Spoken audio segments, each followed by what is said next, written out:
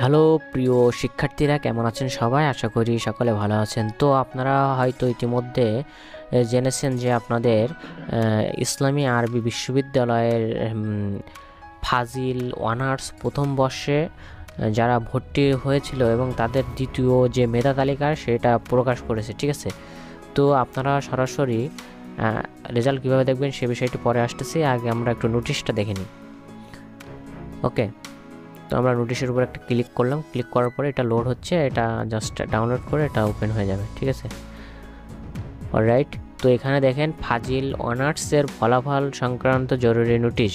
তো এখানে ইসলামী আরবি বিশ্ববিদ্যালয়ের অধীনে পরিচালিত দেশের সকল অনার্স মাদ্রাসার সংশ্লিষ্ট সকলের অবগতির জন্য জানানো যাচ্ছে যে 2022 থেকে 23 শিক্ষাবর্ষে অনলাইনে ফাজিল অনার্স প্রথম বর্ষে ভর্তি শিক্ষার্থীদের দ্বিতীয় মেধা তালিকা ও অপেক্ষমান তালিকার ফলাফল প্রকাশ করা হলো, ঠিক আছে?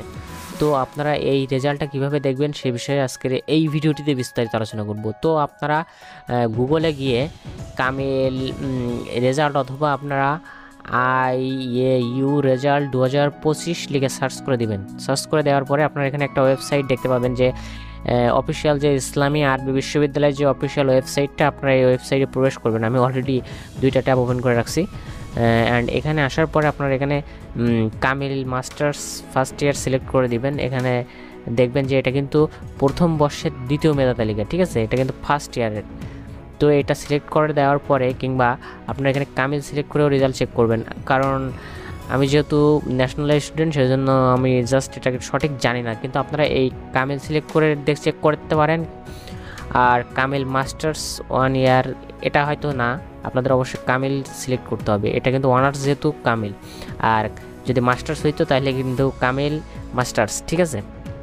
তো যেহেতু শুধুমাত্র অনার্স, এখানে দেখেন বলে দিচ্ছে অনার্স মাদ্রাসার, তো সেক্ষেত্রে আপনারা কিন্তু এখানে কামিল এটা সিলেক্ট করবেন নর্মালি, অ্যান্ড 2023 সিলেক্ট করবেন। এখানে ইয়ার সিলেক্ট করে দিবেন, যেহেতু এটা ফার্স্ট মেরিটের সেহেতু ফার্স্ট মেরিট সিলেক্ট করে দিবেন।